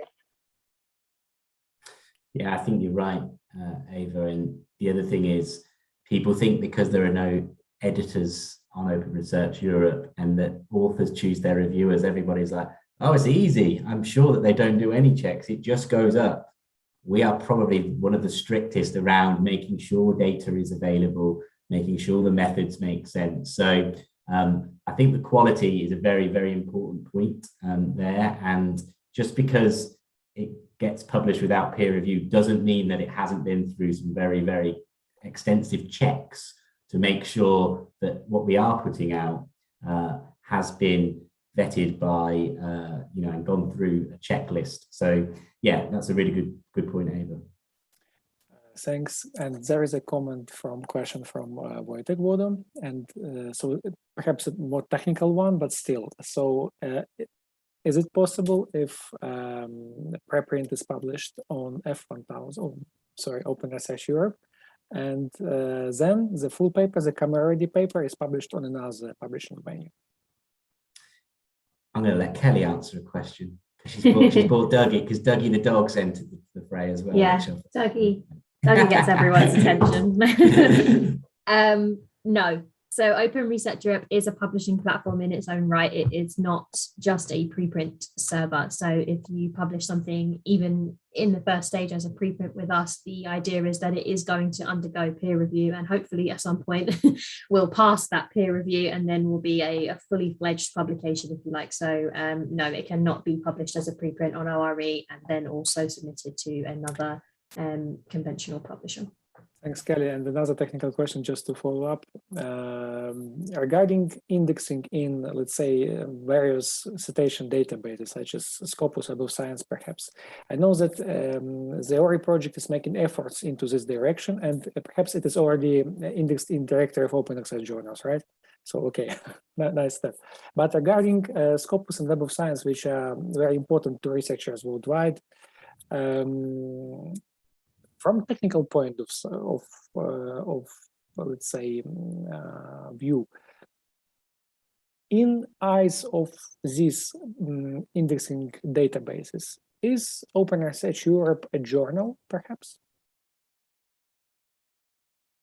I don't know if you want to take that one, Michael. You've got more experience in that side of it. This is part of the issue when you want to develop and try something new. We call ourselves, and as you know, Alexander, Julia, and Ava, we call ourselves a publishing platform. We don't call ourselves a journal. But, we have to act a little bit like a journal to be indexed in places like Web of Science and Scopus, which we are preparing our applications for. So in a way, you can try and innovate and try and do something different. But as we discussed earlier, people are still like, yeah, but where's it published and how does it count? So we have to kind of be like, oh, we're going to have to do journal-like things to make sure that people can publish with us.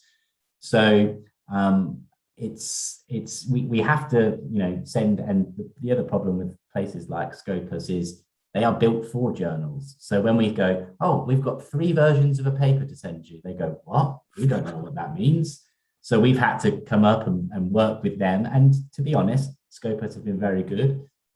We send them all the versions and they index the latest one and enable people to see them. But it's very difficult when you want to try and build something completely different when everything is based around the journal. So it's a good question, Alexander. We call ourselves a publishing platform, but the way you can think about it is we do everything that a journal does as well. So you can get the credit for publishing there. But I would rather that we could build a new Scopus that fully supported versions, but we can't do everything. Many thanks, Michael. Indeed, some, let's say, players and some stakeholders are very conservative, and we need somehow to work with this. Thanks a lot for this clarification. Julia, please. Hello, I have a technical question for this session. So the first question is about the review process. What happens if the paper has just one review? The author should submit the second version or should wait for the second review? And the second question is, I know that one of the barriers, let's say, to make a revision is to publish at least 3 papers. But we know that in Europe, and in particular, probably you know more, because in UK, you don't publish during the PhD, but you publish a big thesis that is huge, and you defend with a big commission. And everybody in Europe and in any kind of PhD, we have this big commission, this big viva, this big defense that sometimes is very traumatic. And then at the end, we don't have any chance to do a revision.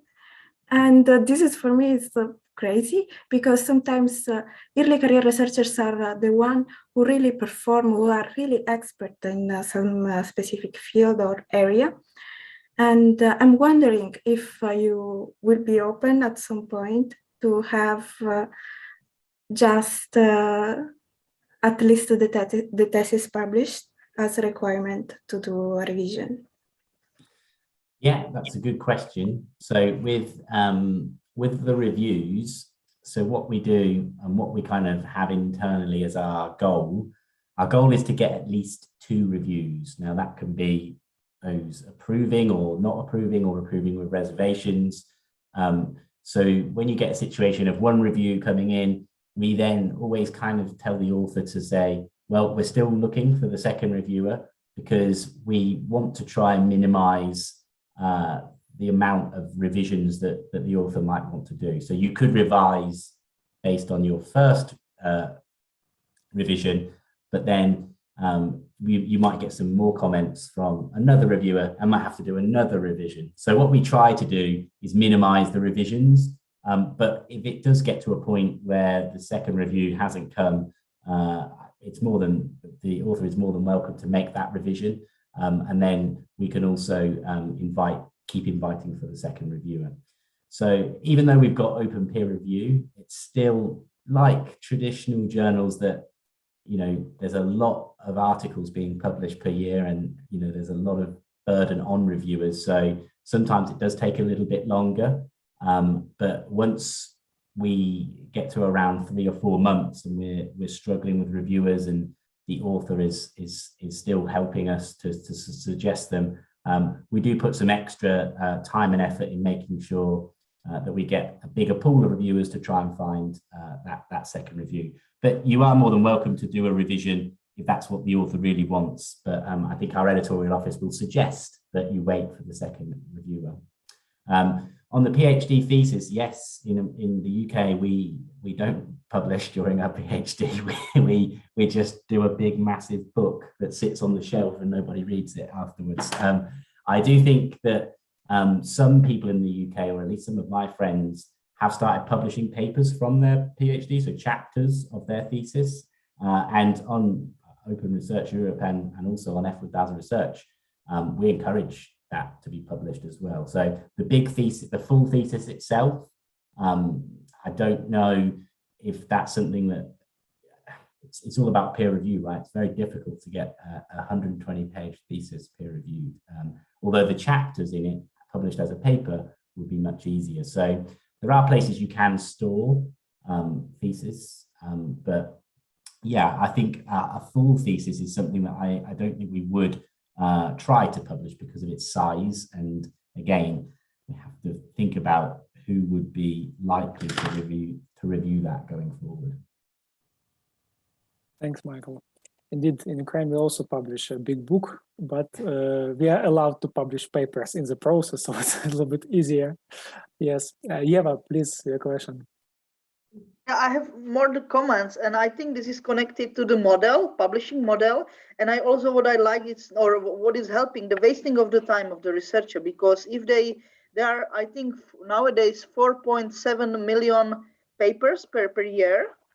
So in the world, and imagine that you submit your paper, let's say, to the 3 journals, and the time spending on the open peer or generally on the peer review, and that you need to reformatting all the things. So you are wasting the time that you could spend like for your development for the research.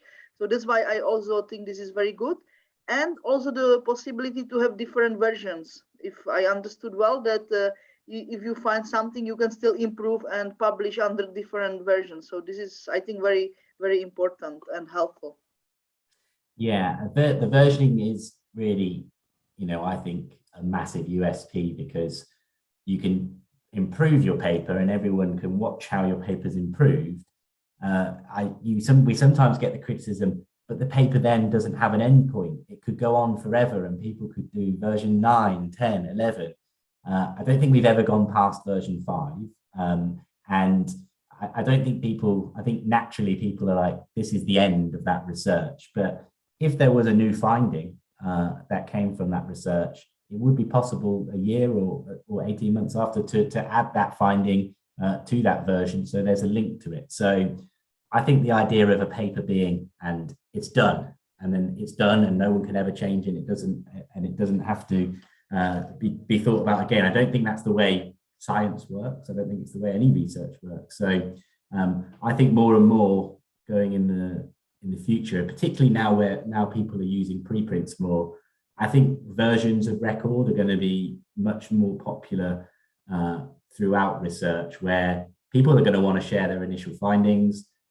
That work is going to get refined at some point, and I think later on down the line it will have and now we're stopped doing this, but as Kelly said, if you put something out on open research early, you get views, you get downloads, you get people citing it even before it's peer reviewed. So I think, as you just said there, Ava, so it can stop that waste of time. There's a lot of time, and the other thing that really annoys me, this is just a rant now, is when people submit things to journals, get them reviewed, they get rejected, and those reviews are then wasted. And then it goes to another journal, and another 2 people review the same paper, and it might get rejected.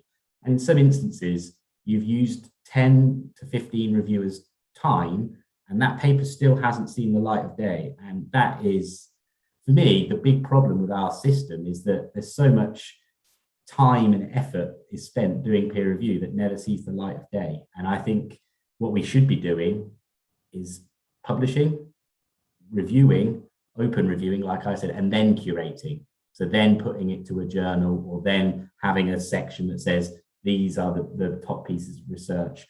Because having this curation step as the review step is really, really holding up a lot of science. And it's also wasting a lot of time for Thank you very much for this comment, Michael. And actually, there are some questions regarding the selection of reviewers.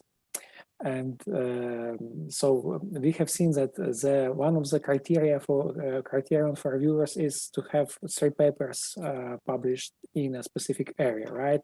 Like during the last 5 or 3 years. And looks like Julia has a comment on this, right, Julia? Yeah, well, yeah, the question that I would like to clarify before was exactly this. What I meant before was that early career researchers may start to perform revision on the paper, because after writing a thesis, I think they will be enough experienced to have an understanding about how to be critical or how to make questions about the methods, the research procedure, and everything. So this was my question. And then I have other questions, but I will wait. Okay, please, Deborah, looks like you are in the same direction, right? Please. Your hand is raised. Yeah. Sorry, the time for the mic. But yeah, I wrote my question.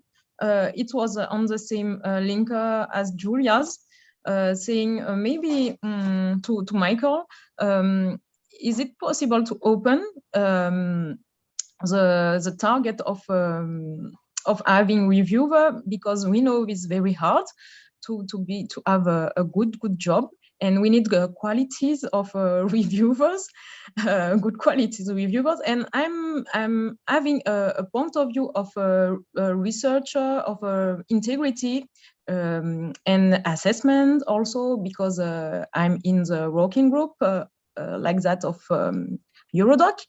And now we are moving from publish of perish to publish of publish. And this is very important to have quality of reviewing. And my point of view, to enlarge, in fact, 5 to 3 or 7 years, I don't know, it's having less pressure for everybody. So it's just a question, can you enlarge the fact of the years of reviewing, of reviewer? So do you get it? Because I'm not native language is English.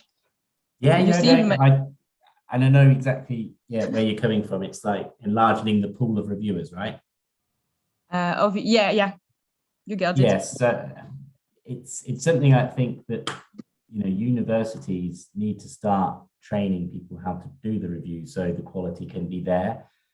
As I mentioned earlier, I don't think people understand or have a real knowledge of what to review. And as I showed in some of our examples, we also have those checklists of what people should be looking at and for, but we really need to start crediting reviews as well. And the more that they're open, I think the more that you can say, well, I personally have reviewed 10 papers this year, and I have contributed to these pieces of work that have then developed.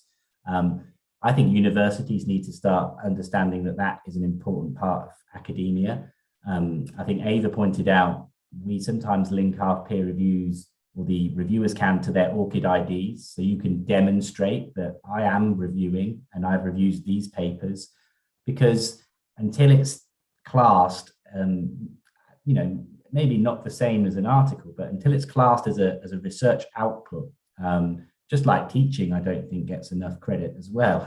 I think these things need to really all count towards a researcher's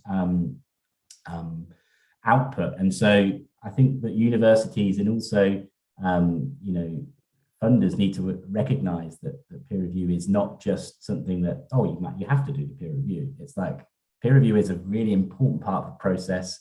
It should be credited, and it should be something that everyone can feel like they're contributing to. There's a big burden and everyone's like, I haven't got time. But if they are given time, I think everyone would like to review, because that's kind of where you learn more stuff about your field, when you've got the time dedicated to review. Many thanks for this comment, Michael, because indeed reviewers have to be recognized, and from my point of view, and we are working on this on different levels, peer reviews and open peer reviews especially should be recognized as perhaps another, not perhaps as a research output, but as a valid, let's say, point in research assessment. Dear colleagues, we are almost run out of time, so we have only several minutes left, and it's time for the final questions, perhaps. So one small technical questions, perhaps for Kelly, perhaps for Michael, from Daria. Could you please specify where we can see somewhere on the platform? Is it possible to see the number of open peer reviews on ORI from different countries? Is there a statistics on this? Yeah, I was just trying to answer that one in the chat, but there's not currently somewhere on the website where you can see like overall across all of the papers where the reviewers are coming from, but it is a statistic that we track. Sorry, my other dog, that we track internally. She's upset, she wants to get out of the room. So it is a statistic that we might share in a presentation such as this, or maybe on the Open Research Europe blog to give you more of an insight into that. So we are looking at it, but it's not publicly available at the minute. Many thanks, Kelly. Many thanks. So, okay, final questions. I guess we are able to receive like 2 more questions, okay, if any. Julia? Okay. I have a comment to what Michael said before. I have experience in 5 years of articles that were doing a sort of ping pong between journals. It was also before I was doing F1000. I never submit the same article. Of course, if I receive a comment that is just a rejection and I don't receive any comment, of course, there is no point. I don't have anything to work on. But if I receive even strong comment, like it happened, let's say, very not constructive at all. But I try to understand what the authors, what the reviewers are saying. And this is important because sometimes the frustration is the key to make better the article. And probably this is why someone is doubting about the quality of the revision, because sometimes when it's closed, we have that kind of strong, frustrated comments that at the end, if we try to understand what they want, what they mean, the article is completely different and the level is quite high. And I can tell you that for someone that has not a great experience in writing articles, or maybe not enough experience on performing some methods or some, I don't know, some procedure, having this kind of frustration comments, it helps. At the beginning, no, it's hard. It's hard to take comments, but it's part of the life we received also in any kind of work environment. Sometimes we don't have nice colleagues or nice posts, but at the end we improve ourselves. So there is no waste of time. This is my take-home message. Thanks, Julia. Okay, so preparing us for real life. Perhaps another, the last comment, last question from any of you? Yeva? Okay. Yeah, I have more comment if for Michael, if there is something how we could help institution, funders, and everyone, because now with this huge also possibility having more outputs, let's say different types, peer review. So institutions or governments, they need also somehow monitor the performance of the research. So could we provide them something to facilitate this monitoring stuff regarding this different, let's say, nano publication and bigger publication, how they can have some balance or do it this performance, if we can do something in this regard. Yeah, I think it's something we should, we're obviously lucky that we can talk with the European Commission about these types of things, but I'll talk about the Wellcome Trust, who we also work with a publishing platform, and the reason why they had this platform was because a lot of their researchers were publishing 2 or 3 papers after their 4 or 5 year grants, and the Wellcome Trust were thinking, well, I've just given you £5 million and there's only 3 papers, and what they wanted to do was encourage people to publish. Have you got a methodology? Have you got a data article? And so actually the platform itself was made so that their fundees could share other things, and they encourage them to. And since we have the platform, their open access percentage has gone up from about 90% to 95%, I think. So the Commission are also keen that they have some, that one of the main reasons why they created the platform was there's no excuse, right, to make anything open, and there's no excuse that you can't share, other pieces of research that other journals wouldn't go to. So that was some of the reasons why they started it. But you're right, we need to think about a way how they can monitor the importance of different types. And so maybe that's something that we can bring up with the Commission when we talk about, the impact this platform's having. Okay, thanks, Michael. And I guess we need to close our session now. So I thank very much to Julia, Michael, Kelly, and all the participants of our discussion. I think it was very interesting and relevant, and as it was live streamed, it will be also kept online on YouTube of Eurodoc, so you can get back to it every time. And I think that that's not an end of the discussion, it's just a continuation, another step, but every time we have some new ideas and some new collaboration. So looking forward to see you, all of you, on other discussions and collaborating with you in future. Thanks, and see you soon. Thanks, everybody. Really enjoyed that. Have a nice weekend. Thank you. Bye. Thank you. Bye-bye.